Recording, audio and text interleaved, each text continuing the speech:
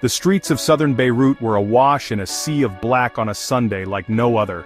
Hundreds of thousands of mourners thronged the streets, their grief palpable. They had come to pay their last respects to Syed Hassan Nasrallah, the leader of Hezbollah, the man who had been their guide, their voice, and for many their hero. Nasrallah's assassination by Israel had shaken the group's foundations, leaving a void that would be difficult, if not impossible, to fill. The Camille Chamoun Sports City Stadium, usually a stage for athletic feats, was transformed into a scene of collective mourning. Hezbollah flags fluttered in the breeze, a stark reminder of the group's enduring presence in Lebanon. The mourners, many of whom had traveled from across Lebanon and beyond, chanted slogans condemning Israel and the United States, their voices echoing with a mix of anger and sorrow. The sheer scale of the funeral procession underscored Nasrallah's iconic status.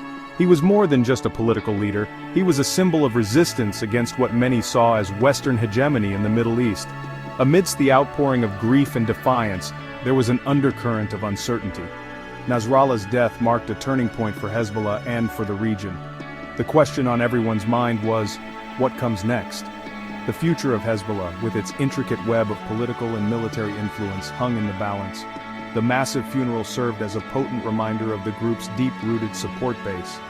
The presence of high-ranking officials from Iran, Hezbollah's main backer, highlighted the group's regional significance.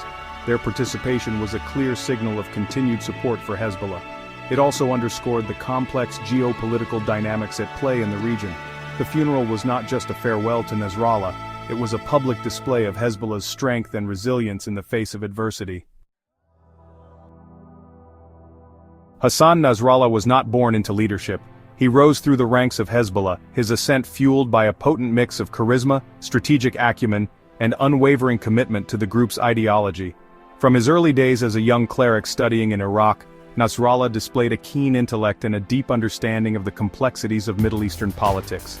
He was thrust into the leadership role in 1992, at a time when Hezbollah was grappling with the loss of its founding leader, Abbas al-Musawi. Nasrallah's leadership was forged in the crucible of conflict. He steered Hezbollah through the tumultuous period following the Israeli withdrawal from southern Lebanon in 2000.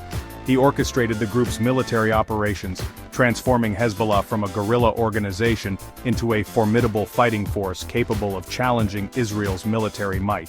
His strategic brilliance was evident in Hezbollah's performance during the 2006 war with Israel. Under his leadership, the group managed to withstand Israel's military onslaught, earning the respect, and in some quarters, the admiration, of even its staunchest critics. Nasrallah's influence extended far beyond the battlefield. He was a gifted orator, his speeches capable of captivating audiences across the Arab world. He understood the power of media and used it effectively to project Hezbollah's message and to rally support for its cause. His speeches were often fiery and defiant, but they also reflected a deep understanding of the grievances of the Arab world, particularly the plight of the Palestinians. This resonated with millions across the region, turning him into a revered figure among many Arabs and Muslims. Nasrallah was often described as a complex and contradictory figure. He was a man of deep religious conviction, yet he was also a pragmatic politician. He was revered by his followers but reviled by his enemies.